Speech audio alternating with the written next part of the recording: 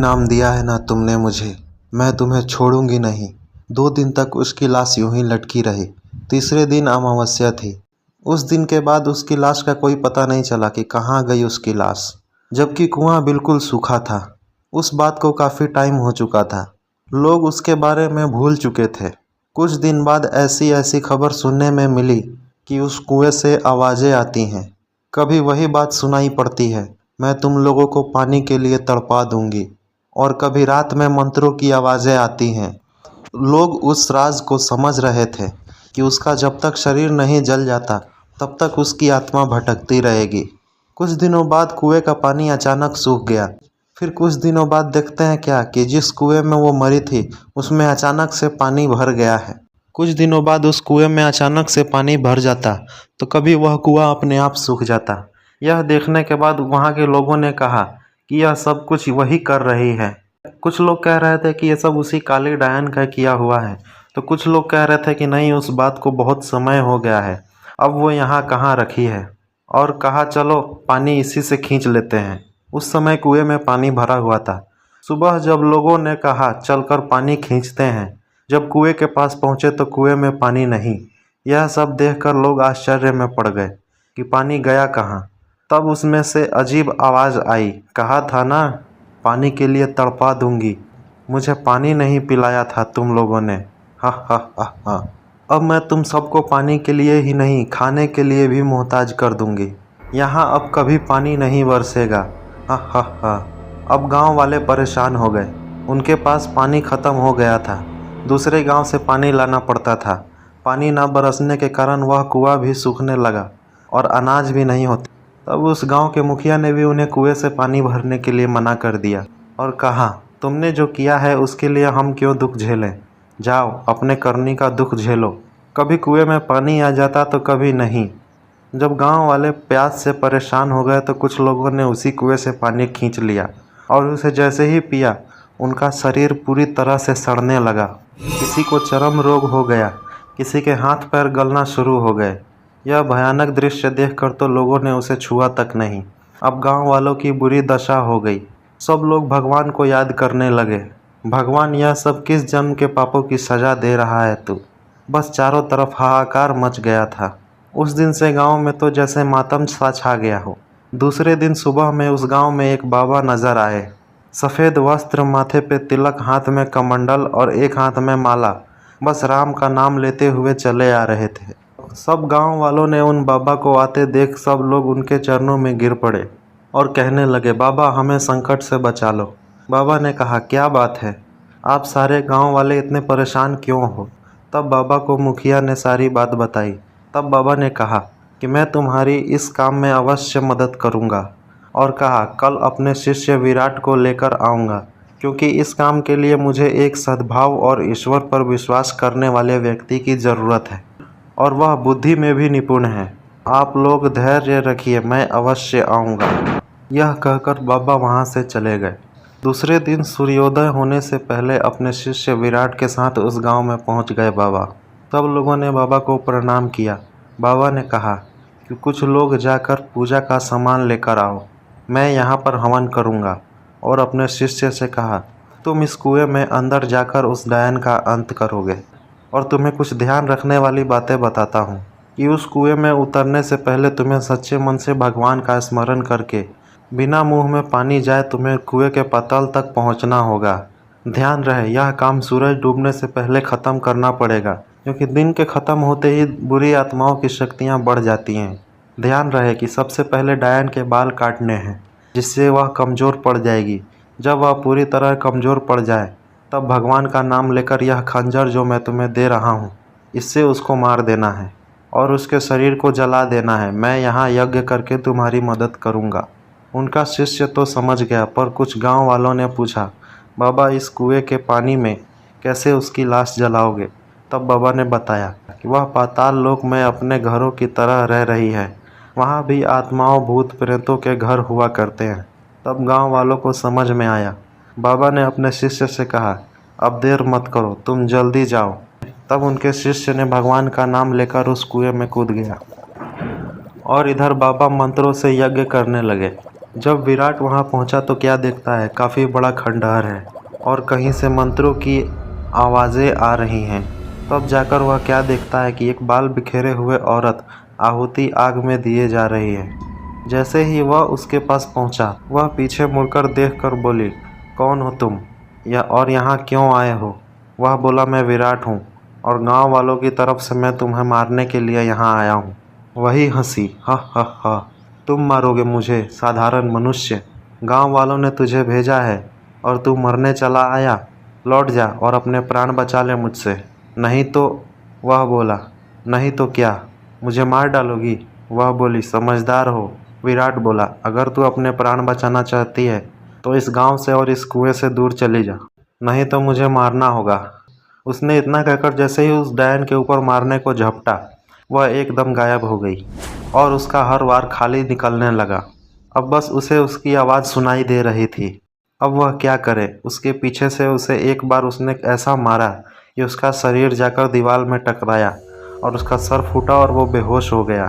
तभी उसके गुरु की आवाज़ सुनाई दी, बेटा अपनी आत्मा की शक्ति को देख और भगवान का ध्यान लगा, तब कुछ नजर आएगा फिर तुझे। उसने भगवान का ध्यान करके आंखें खोली तो उसे वह डायन दीवार के पीछे छिपी हुई नजर आई। उसके बाल दिख रहे। तभी उसके गुरु की आवाज़ आई कि जो मैंने कहा जल्दी करो, सांझ ढलने को है। फिर विराट उठा और झटपट से जाकर उसके बाल काट दिए और वह झट से उसके मारने के लिए खंजर उठाया तो वह गिड़गिड़ाने लगी कि तुम आदमी हो, मैं औरत और निहत्थी हूँ, तुम मुझे छोड़ दो। और वो रोने लगी। बाल काटने से उसकी सारी शक्तियाँ कमज़ोर पड़ गई थीं। पहले तो उसे उस पर दया आई, पर जब गांव वालों के दुखों को याद किया, उसने खंजर उसके सीने में उतार दिया और उस अग्निकुंड में उसके शरीर को जला दिया। उसकी आत्मा चीखती चिल्लाती हुई, मैं वापस आऊँगी, मैं वापस आऊँगी, उस कुएं के ऊपर से निकल गई। जब गांव वालों ने यह आत्मा देखी तो वह डर गए। तब बाबा ने कहा, अब कोई डरने की बात नहीं है, अब इसका शरीर खत्म हो गया है, अब यह तुम्हारा कुछ भी नहीं बिगाड़ सकती। तभी विराट कुएं से बाहर आया। तब गांव वालों ने उसे बधाई दी और कहा कि अगर तुम ना होते तो पता नहीं हमारा क्या होता। तब विराट ने कहा, यह सब तो भगवान की कृपा है। तब बाबा ने गांव वालों से कहा, अब तुम खुशी खुशी इस कुएं का पानी पी सकते हो। तभी गांव वालों ने पानी पिया और बाबा का आदर सत्कार किया। तभी जोर जोर से बादल गरजने लगे और पानी बरसने लगा और गांव वाले खुशी से झूम उठे। तब उस गांव में फिर से खुशहाली छा गई। दोस्तों, यह थी काली डायन की कहानी। अब यह तो आप ही जानते हैं कि यह कहानी आपको कैसी लगी। पर मनुष्य एक खुशी के लिए इतनी हत्याएं करे तो वह खुशी नहीं, खुद खुशी है, क्योंकि ऐसे लोगों को भगवान भी अपनी शरण नहीं देते। क्या पता वह बाबा जी ही भगवान हो जो लोगों की मदद करने आए हों। आगे भी मैं ऐसी ही सच्ची कहानियाँ भेजता रहूँगा। तो दोस्तों, यह थी काली डायन की कहानी। चलिए चलते हैं अपनी अगली कहानी की तरफ। मैं विशाल सिंह आज लाया हूँ आप सबके लिए एक ऐसी कहानी जो जंगल से जुड़ी हुई है, जिसे भेजा है मेरे ही एक सब्सक्राइबर आदित्य जी ने। तो चलिए चलते हैं अपनी कहानी की तरफ। हेलो दोस्तों, मेरा नाम आदित्य है। मैं बिहार परसौनी से रहने वाला हूँ। इससे ज़्यादा मैं अपने बारे में और कुछ नहीं बता सकता। मेरे गांव में मेरा एक बहुत बड़ा जंगल है। उस जंगल में इमली के बहुत सारे पेड़ हैं। वैसे तो मैं शहर में रहता था। करीब 6 साल बाद मैं अपने गांव में लौटा। तब गांव में मैंने हल्ला सुना कि मेरे जंगल में लोगों का कहना है कि मेरे इमली के पेड़ों पे आत्माओं का डेरा है। लेकिन मैं सच बताऊं तो हमेशा मुझे जंगलों में घूमना अच्छा लगता था, लेकिन मैंने लोगों की बातों पर विश्वास ना करते हुए जैसे मैं 6 साल पहले था वही ढांचा मैंने अपना लिया। मैं हमेशा दिन में जंगल में जाता, दिन भर घूमता, खेलता, कूदता और शाम को वापस आ जाता था। मैं कोई ज़्यादा छोटा नहीं हूँ। मेरी उम्र करीब 21 साल की हो चुकी है और मेरे काफ़ी दोस्त थे। मैं अकेला नहीं खेला करता था। हम लोग क्रिकेट, फुटबॉल वगैरह खेलते थे। एक दिन की बात है जब हम लोगों ने पैसों पर मैच लगाया था और गांव से भी कुछ लोग देखने आए थे। मैं बता दूं कि हमारे गांव में एक ही दुकान है और वहां से हम करीब 7-8 गेंद खरीद के लाए थे क्रिकेट मैच खेलने के लिए। सारी गेंदें फट चुकी थी, कर बस हमारे पास 2 ही बॉल बची थी, जिसमें एक बॉल आधी फट चुकी थी पर उससे काम चलाया जा रहा था। शाम के 6 बजे के करीब में एक टीम ने अपनी पारी खेली। जब हमारी बारी आई तो बस एक ही बॉल सही सलामत बची थी। हमने ज़्यादा जोर ना मारते हुए हमने सोचा कि रन दौड़ कर लेंगे, छक्के चौके लगाने की कोई ज़रूरत नहीं है भाई। मेरी सारी टीम ने कहा कि हाँ, इन्हें उलझा के रन दौड़ के ले लिया जाएगा। लेकिन मेरे ही टीम के एक प्लेयर ने एक छक्का लगा दिया और बॉल इमली के जंगल में जा गिरी। लोगों का कहना था कि वहाँ मत जाओ, वहाँ जो आज तक गया है 3-4 दिनों में उसकी तबीयत खराब हुई है और किसी न किसी कारणवश वो मर चुका है। मैंने कहा ऐसा कुछ नहीं होता। मैं अपने एक दोस्त को लेके वहाँ गया, उसे वो बॉल मिल गई। हम वापस आए। जब हम वापस आए तो अचानक वो खांसने लगा। मुझे अजीब लगा, मैंने अपनी बोतल निकाल के उसको दी। उसने पानी पिया और फिर हम खेलने लगे। सारे गांव के लोग चले गए थे। करीब शाम के 7:30 बजे हमारा क्रिकेट टूर्नामेंट ख़त्म हुआ और हम अपने घर की तरफ ही जा रहे थे। हमारा घर बस वहाँ से थोड़ी ही दूर पर था, करीब आधा किलोमीटर। तो हम पैदल ही जाने लगे, हालांकि हमारे पास साइकिल वगैरह थी। अचानक मेरे दोस्त ने मुझसे कहा कि भाई मुझे टॉयलेट महसूस हो रहा है। मैंने कहा चल आगे, लेकिन उसने कहा नहीं भाई। मैंने कहा ठीक है, हो ले। जब वो टॉयलेट होके आया तो उसने कहा कि यार सर भारी भारी लग रहा है। मैंने कहा कि थकान है, क्रिकेट में ज़्यादा दौड़ दिया है इसीलिए। फिर भी वो चुपचाप चलता रहा। फिर उसने एक बार मुझसे कहा मेरे घर पहुंचने के बाद कि भाई आज रात यहीं रुक जाता हूँ। मैंने कहा तेरे मम्मी पापा मेरे ऊपर बहुत ज़्यादा गुस्सा हो जाएंगे, एक काम कर चल मैं तुझे तेरे घर छोड़ के आ जाता हूँ, ज़्यादा तकलीफ़ है तो। उसने कहा नहीं भाई रहने दे, मैं चला जाऊँगा। मैंने कहा ठीक है, संभल के जाना। अगले दिन उसके पापा ने मेरे पापा के पास कॉल किया और कहा कि अपने बेटे को समझाइए कि इसे जंगल झाड़ियों में घुमाने के लिए ना लेके जाए। ये उस इमली वाले जंगल में खेलने गए थे, आज इसकी तबीयत बिगड़ गई है, अजीब अजीब हरकतें कर रहा है। मेरे पापा ने मुझे ये बात बताई। मैं अपने दोस्त के घर गया, तब मैंने देखा कि सच में उसकी आंखें पूरी लाल लाल हो चुकी थी, बुखार बहुत तेज़ था। सब बोले कि इसे डॉक्टर के पास ले जाओ, यहाँ ले जाओ, वहाँ ले जाओ, लेकिन जैसे उसकी हालत थी मैंने कहा नहीं, इसे अभी आराम करने दो, डॉक्टर को घर बुला लो। डॉक्टर जब आया और उसने दवाइयाँ दी तो 2 दिन के लिए वो ठीक रहा। फिर एक दिन की बात है, हम फिर घूमने निकले और घूमते घूमते इस जंगल में चले गए थे, फिर से वहीं उसी इमली वाले जंगल में कदम रखने के बाद उसे फिर चक्कर आने लगे। मैं देख रहा था उसकी हालत, लेकिन मुझे लगा शायद कमजोरी होगी। मैं उसको पकड़ लिया और फिर हम घूमने लगे हाथ पकड़ के। अचानक वो बेहोश होकर गिर गया। मैंने फ़ौरन उसके घर कॉल किया, वो लोग आए और उसे उठा के अपने घर ले गए। सबने मुझे बहुत डांट लगाई कि तुम इसे इस जंगल में क्यों लाते हो। फिर मैंने सॉरी बोला और बोला कि आज के बाद वहाँ इसे लेकर नहीं जाऊँगा। फिर एक बाबा को बुलाया गया। बाबा ने जब उसे देखा तो वो देखते ही समझ गए कि इमली पर का भूत है। मैंने कहा इमली पर का भूत कैसे हो सकता है, मैं तो हमेशा वहाँ जाता हूँ, मुझे तो कुछ नहीं होता। तो बाबा बोले तुम्हें कुछ होगा भी नहीं। मैंने कहा ऐसा क्यों, मैं अमर हूँ क्या।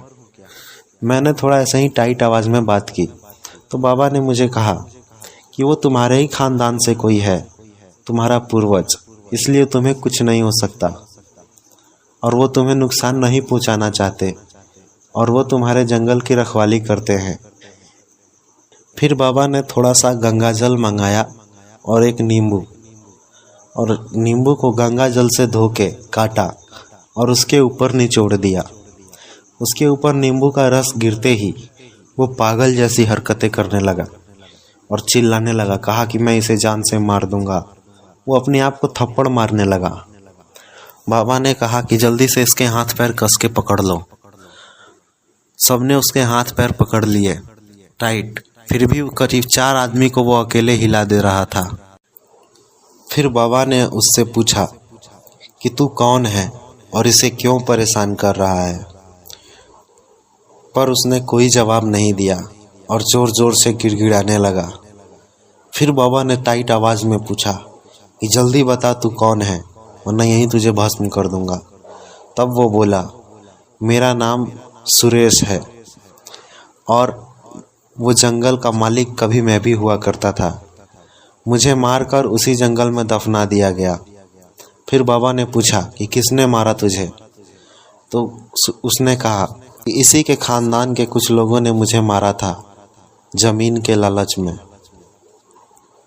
और अब ये इस खानदान का कोई वारिस मेरे खानदान के किसी सदस्य का दोस्त बने, ये मुझे बिल्कुल बर्दाश्त नहीं है। इसलिए जब भी ये मेरे पास आता है या उस जंगल के आसपास भी भटकता है, मैं इसे मारने की कोशिश करता हूँ। बाबा ने कहा कि उस समय की दुश्मनी इस बच्चे के साथ क्यों निकाल रहा है, चला जा यहाँ से, छोड़ दे इसे। पर उसने कहा कि नहीं, मैं नहीं छोड़ूंगा, मैं इसे अपने साथ लेके जाऊंगा। फिर बाबा ने नींबू का दूसरा टुकड़ा उसके ऊपर निचोड़ के और गंगा जल पूरा उसके ऊपर पलट दिया। वो जोर से चिल्लाते चिल्लाते बेहोश हो गया। फिर थोड़ी देर बाद मेरा दोस्त होश में आया। उसे इस सब के बारे में कुछ नहीं मालूम था। उसके घर के लोग उसे बताने वाले थे, पर मैंने मना कर दिया ताकि हमारी दोस्ती में कोई दरार ना आए। और आज भी हम पहले जैसे दोस्त हैं, पर कभी भी हम गलती से भी उस जंगल की तरफ अब कभी नहीं देखते।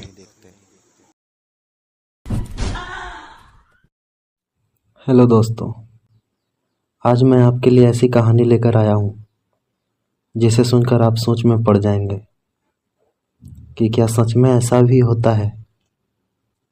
लेकिन उससे पहले मैं कहना चाहता हूँ कि अगर आपने अभी तक हमारे चैनल को सब्सक्राइब नहीं किया है तो जल्दी से सब्सक्राइब बटन को दबा के चैनल को सब्सक्राइब कर लें और साथ में बेल आइकन को ऑल पर सेलेक्ट कर लें, ताकि हमारे आने वाली अगली वीडियो की हर नोटिफिकेशन सबसे पहले आप तक पहुंच सके। और मैं ये कहना चाहता हूं कि आपके लाइक, कमेंट, शेयर और सब्सक्राइब से हमें मोटिवेशन पावर मिलता है। आपका एक लाइक हमें बहुत हद तक मोटिवेट करता है। आज की हमारी कहानी बिहार के छपरा ज़िले की है, जो कि दिल्ली से सोनू जी ने भेजी है। तो चलिए चलते हैं अपनी कहानी की तरफ। हेलो दोस्तों, मेरा नाम सोनू है। फ़िलहाल तो मैं दिल्ली में हूँ, लेकिन मैं बिहारी हूँ। मैं बिहार के छपरा ज़िले से बिलोंग करता हूँ। एक दिन की बात है, जब मैं अपने गांव जा रहा था, तब रात के करीब 11 बजे अचानक से मेरी गाड़ी कटहरी बाग वाले रास्ते पर रुक सी गई। पता नहीं क्यों पर झटके देने लगी थी और अचानक से बंद पड़ गई। मैंने नीचे उतरकर गाड़ी देखी तो उसमें से धुआं दे रहा था। तो मैंने सोचा यहाँ से कुछ ही दूर पे मेरा घर है, तो हम लोग एक ऑटो ले लेते हैं। रात के करीब 11:30 बज चुके थे कि तभी अचानक उस सुनसान अंधेरे रास्ते में हमें अपनी तरफ एक ऑटो आता दिखाई दिया। मैंने हाथ दिखाकर रुकने का इशारा किया तो वो हमसे कुछ दूर आगे जाके रुक गया। मैंने पूछा, भाई कटहरी बाग चलोगे क्या? उसने कहा, मैम 700 रुपया चार्ज लगेगा साहब। मैं मान गया और सारा सामान ऑटो में लाकर रख दिया। मैंने अपनी बीवी को बुलाया और हम दोनों ऑटो में बैठ चुके थे। तभी ऑटो स्टार्ट हुई और चलने लगी, लेकिन तभी ऑटो में एक झटका सा लगा और झटका लगने के बाद जब हमने देखा, वो देख के हमारे होश तक उड़ गए। मैंने देखा कि अभी अभी जिस ऑटो में हम जहाँ पर चढ़े थे, अभी बिल्कुल इसी समय हम वहीं पर बैठे हुए थे। पर ऐसा कैसे हो सकता है? मुझे तेज शौक लगा था कि आखिर अभी हम यहीं पर ऑटो में चढ़े थे, फिर अचानक यहाँ वापस कैसे आ गए। मुझे कुछ समझ में नहीं आ रहा था और मेरी वाइफ भी बहुत डर गई थी, यहाँ तक कि वो तो रोने भी लगी थी। मैंने किसी तरह उसको समझाया और अभी भी मैं उसको समझा ही रहा था कि एक और ऑटो आ रहा था, लेकिन जब वो ऑटो हमारे पास आया तो मेरी सांसें थम सी गईं। ये तो वही ऑटो था जिसमें हम अभी अभी बैठे थे।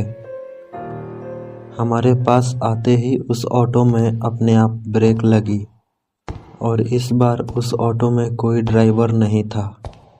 ये सब देख मैं और मेरी बीवी बहुत डर गए और अचानक से ही वो ऑटो कहीं गायब हो गया। पता नहीं ये सब क्या हो रहा था। मेरी वाइफ ये सब देख बेहोश हो चुकी थी। अपनी बीवी को देख मैं ज़ोर से चिल्लाया और उसको उठाकर मैं एक बस्ती की तरफ चला गया। मैं अपनी बीवी को उठाकर पैदल जा ही रहा था कि अचानक पता नहीं कहाँ से 2 आदमी हमारे पास आए और मुझसे पूछा, भाई साहब आप कौन हैं और इस औरत को कहाँ लेकर जा रहे हैं? मैंने उसको सारी बात बताई तो वो मुझे अपने घर ले गया। वो मेरी वाइफ को होश में लाए और हमारे लिए खाना भी लेकर आए। आखिर मैंने उनसे पूछा कि उस रास्ते पर ऐसा क्यों होता है, तो उन्होंने मुझे बताया कि 2 साल पहले एक पति पत्नी का जोड़ा उसी रास्ते से कहीं जा रहा था। अचानक पीछे से एक ऑटो ने उसकी वाइफ को टक्कर मार दी और ऑटो जाकर एक खंबे में लड़ गया। उसकी वाइफ के पेट में बच्चा था, सो उसकी वाइफ नहीं बच सकी और उसका पति साइड में जाके गिरा था। अपनी वाइफ को मरा हुआ देख उसको गुस्सा आया और उसने अपनी बंदूक निकाली और बेहोश हुए ऑटो वाले को गोली मार दी। तो उसी ऑटो वाले की आत्मा कहा जाता है आज भी उस रास्ते पर भटकती है और किसी भी पति पत्नी के जोड़े को परेशान करती है। पुलिस की छानबीन के बाद पता चला कि ऑटो का ब्रेक फेल ऑटो वाले के भाइयों ने किया था ताकि उसका कहीं एक्सीडेंट हो और वह मर जाए। उनकी बात सुनकर मुझे बहुत अफसोस हुआ। मैंने भगवान से प्रार्थना की कि उसकी आत्मा को शांति मिले और सुबह होते ही हम दोनों अपने घर की तरफ चले गए। तो दोस्तों, कैसी लगी हमारी आज की कहानी कमेंट बॉक्स में ज़रूर बताएं और ऐसी ही और भी कहानियाँ सुनने के लिए सब्सक्राइब करिए हमारे चैनल को और बेल आइकन को ज़रूर दबाएं और बने रहिए विशाल के साथ।